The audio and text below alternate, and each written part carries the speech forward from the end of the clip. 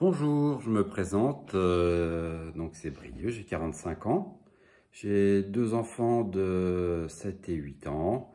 Je pratique la voiture radiocommandée depuis plus de 30 ans. J'ai eu un petit palmarès à certaines époques, dans toutes les échelles, hein. J'ai fait depuis le 1/12e jusqu'au 1/5e, hein, donc en électrique, en thermique.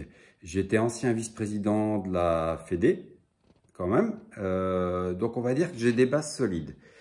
Et je vois passer plein de questions sur des pages Facebook, sur des forums par des gens qui pratiquent à différents niveaux aussi.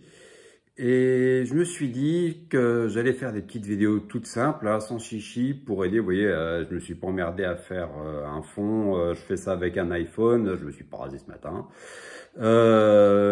L'idée, ça va être de répondre à des questions que se posent les gens. J'ai du matériel varié, surtout avec des crawlers. Et suite à l'achat d'un matériel pour mon fils, là, pour ses 8 ans, j'ai remis le doigt dedans et j'ai un peu de tout. Je vais vous présenter ce matériel et déjà, ça vous permettra de voir un petit peu ce sur quoi on pourra discuter. Alors voilà le matériel, vous pouvez le constater, moi je bricole dans un appartement, à la maison, il n'y a pas d'atelier complexe, hein. Sur la table du salon, donc ça veut dire qu'on ne peut pas lancer des bricolages de monstres avec du matériel de fou. C'est des choses qu'on peut faire au quotidien en quelques heures, à condition de tout ranger pour qu'on puisse s'entendre en famille. Donc je pense que pour vous, ça peut être intéressant pour les pratiquants qui font les choses simplement. Voilà, de pouvoir travailler, voir qu'on peut faire des choses sympas, simples, sans mettre des moyens en œuvre compliqués. Quand je vous disais que le matériel est varié, déjà, la taille des véhicules, donc on est sur des crawlers. Donc un petit crawler FTX, d'abord en RTR, donc, qui a été pour mon fils, et puis sur lequel on a déjà commencé à travailler, donc avec une carrosserie en Lexan, option là de chez Proline. Ici, je me suis acheté une copie, un clone de châssis FTX, pas FTX, n'importe quoi, Axial SCX, avec une carrosserie que j'avais fait à la va-vite, une carrosserie à 10 €, donc pour voir ce qu'on peut faire. Il y a bientôt y avoir, pour mon autre fils, je vais lui faire une belle carrosserie style pompier pour qu'il soit content, il a 6 ans, hein. Là, on est sur un CRX de chez Obitech, le premier crawler que je me suis pris pour moi, qui est un petit truc assez sympa. Je vous montrerai ce qui peut être fait pour le rendre vraiment performant. Il se dit pas mal de choses, tant sur le clone de SCX que sur le Obitech, qui sont pas forcément très sympas. Moi, je vais pouvoir démontrer que ça reste quand même des bons produits.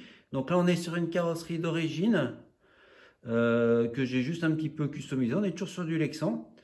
Et puis là, on est sur un Cross RC, un PGA, carrosserie ABS. Là, on est sur la version, ce qu'ils appellent flagship chez Cross RC. Donc, on est vraiment sur du beau matos. Ça me permettra de vous montrer aussi ce qui se fait avec du matériel quand même qui commence à être sympa, qui a ses défauts, qui a ses qualités. On pourra en parler. En plus, là, j'ai des petits correctifs à faire parce que la carrosserie en ABS, elle n'a pas été super peinte au départ. J'ai des reprises à faire, donc on va voir. Je ferai des exercices sur les reprises. Si ça me plaît pas, peut-être que je vais faire un décapage complet de la carrosserie, une peinture complète. Donc ouais, ce sera l'occasion de faire des petites vidéos sympas sur tout simplement comment on peint ou comment on corrige une carrosserie. Même pour les radios, vous voyez, donc on est sur de la radio à manche que j'ai, ça c'est la pile, elle va fêter ses 20 ans, c'est la radio avec laquelle je suis champion de France, donc je l'ai gardée, je suis amoureux de cette radio, une belle Futaba 3VC. Il y a de la petite radio de chez Radiolink en 6 voix, la petite radio chinoise, mais qui est pas si mal que ça, c'est un bon petit produit pas cher. Enfin, pour le prix, je trouve que c'est génial, quoi. 6 voix, ça peut me permettre de vous montrer aussi ce qu'on peut faire avec 6 voix.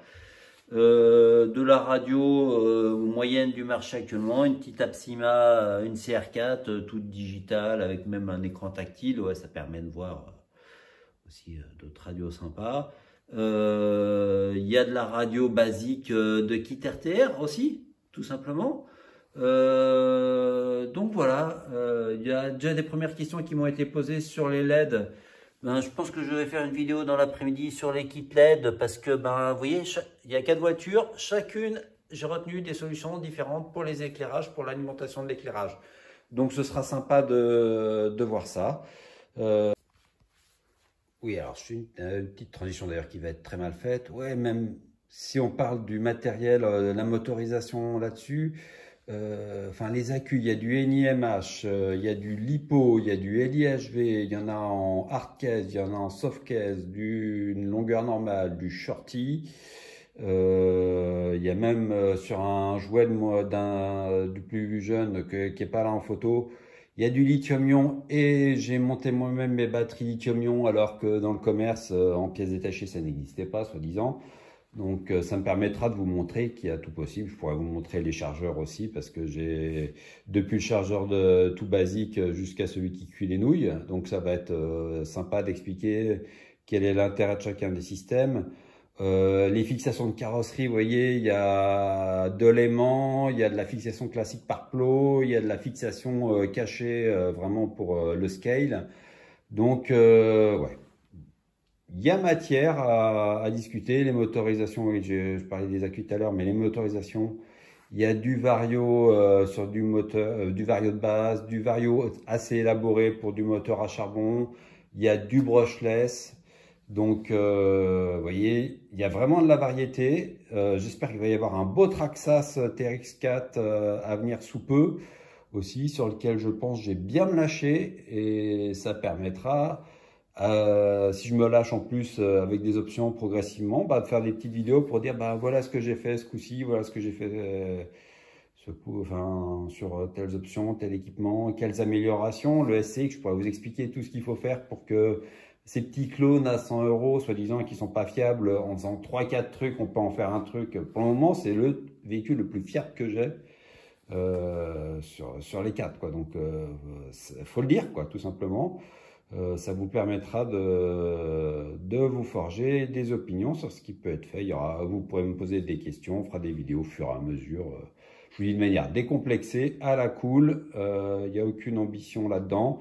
C'est quelque chose que j'ai envie de faire d'assez sympa pour aider un petit peu tout le monde, quel que soit son niveau.